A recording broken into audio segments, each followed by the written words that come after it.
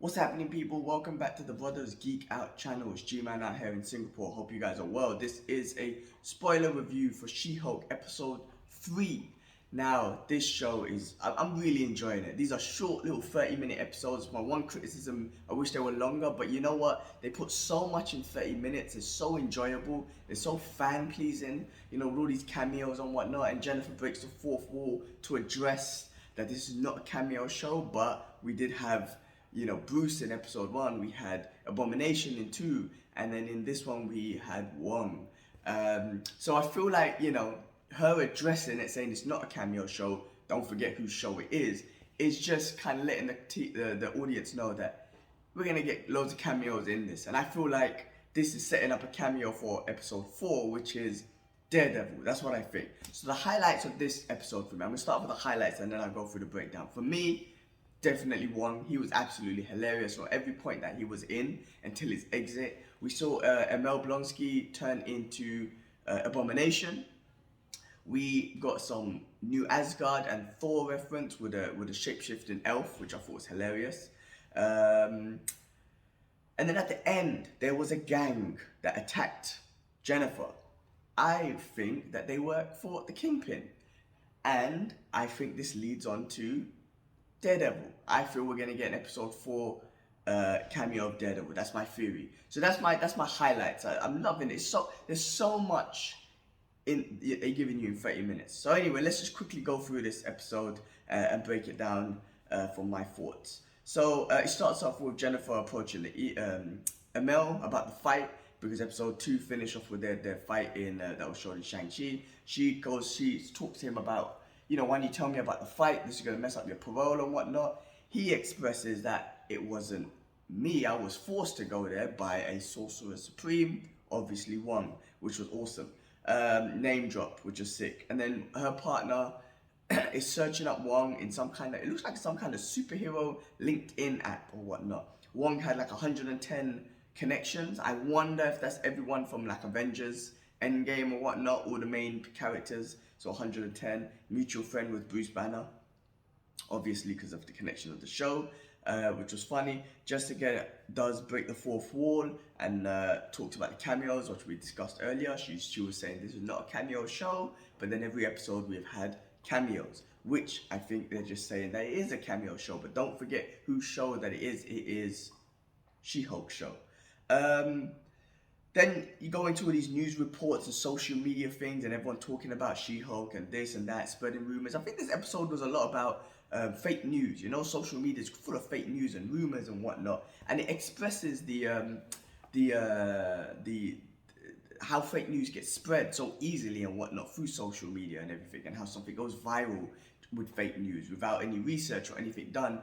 Someone hears something and straight away everyone else just reports on it. There's a part in the show where someone says, I heard you were rejected by the Avengers. And without any research, another one of the reporters was like, oh yeah, breaking news, we just heard that she got rejected by the Avengers. So I think this episode was trying to express on the fake news that's out there in the world and how quick it goes around.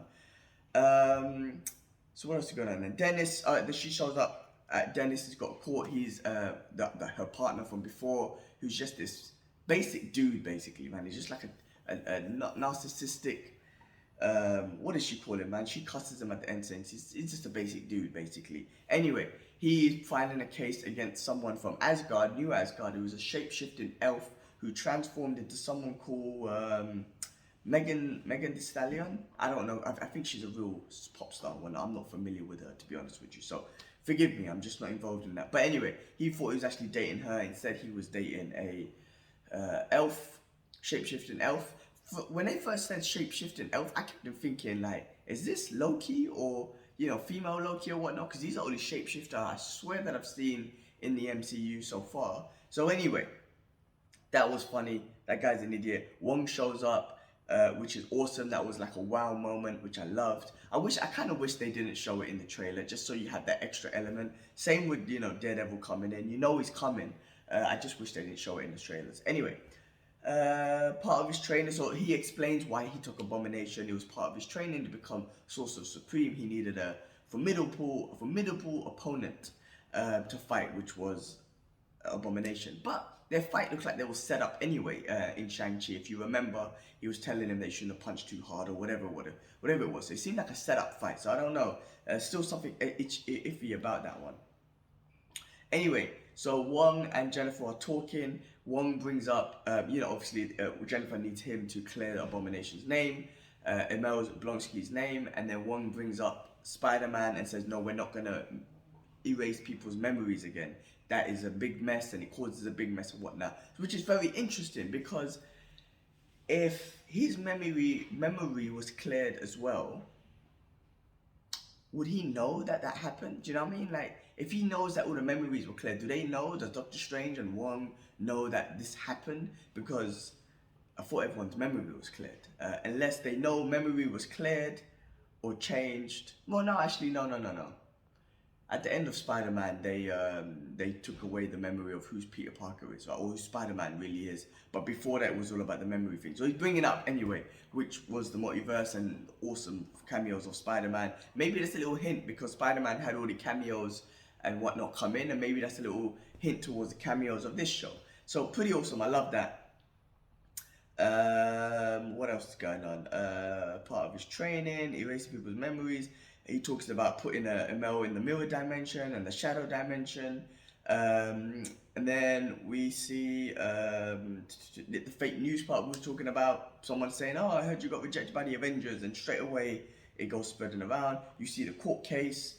You see Emil's Blonsky's Soulmates. Now, initially when you mentioned the Soulmates, I was thinking Thunderbolts. Maybe I think it's still a reference to Thunderbolts. But his Soulmates when the show was like 7 women who he's got a relationship with, which I think is quite hilarious because you've seen in real life real life documentaries with serial killers and whatnot. There's something about them where women just throw themselves at them. I've seen loads of them on Netflix with these mad serial killers, and then you always have these fan females who just send them fan messages and want to marry them. There's something about that women are attracted to. So I don't know, interesting. But his 7 soulmates were 7 women and not the Thunderbolts, but I think it's just a hint to the Thunderbolts. Anyway, Wong explains the Kumite, so when Wong comes in, he cameos in. I think it was awesome, that was hilarious again. He was just funny throughout the whole thing. He talks to them about, do you know what a Kumite is? Which is hilarious. If you know what a Kumite is, it is combat, martial arts, combat fighting. Watch Bloodsport if you don't know what it is. Watch that, that's a good film.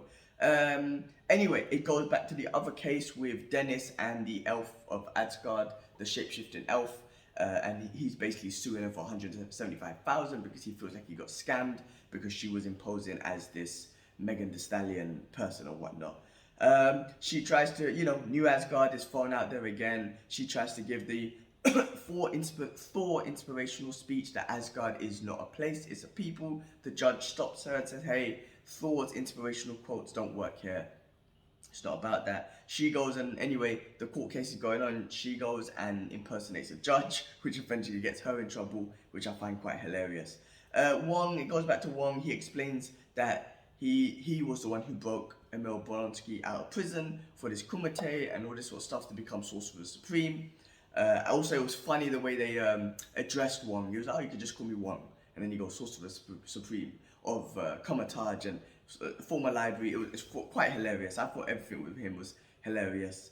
I mean, the MCU is all comedy right now anyway.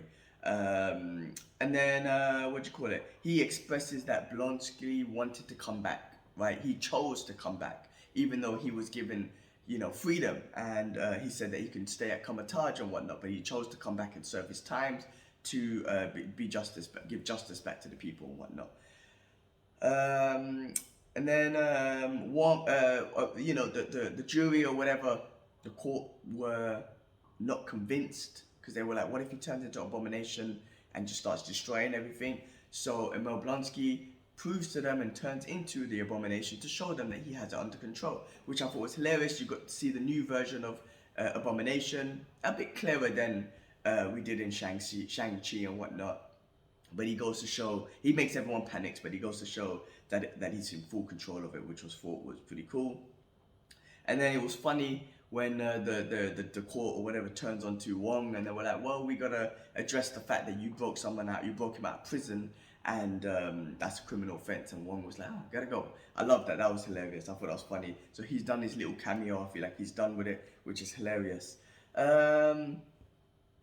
There was when she walks out, there was again the news reporters were trying to report her as the news was broken that the Abomination will be free on parole because he's got his parole after all of his after his hearing and everything. The report asked, "I heard there was a rumor that you got your powers from a mafia hit gone wrong." That's exactly how she got her powers in the what do you call it? In the comics. Also, it reminds me of the Punisher as well. Mafia hit. They witnessed, you know. Anyway, but in the comics, there was a mafia hit that went wrong. Bruce Banner gave her a blood transfusion, and then she becomes She-Hulk away. So a little hint back to the comics, which I thought was kind of cool. And then they connect to story A and B. The lawyer that meets them in the pub, and then Jennifer addresses the user as well, the viewer, and says, "Now we're connecting court case A and B," which is Jennifer basically going on trial, not going on trial, sorry, coming up as a witness and giving a statement on how basic this Dennis dude is. So just kind of let him know that how delusional he is, that he actually thought he was dating this this superstar or whatnot. So, you know, it was in his favor, so he wins the court case and gets his 175,000 packs. He says something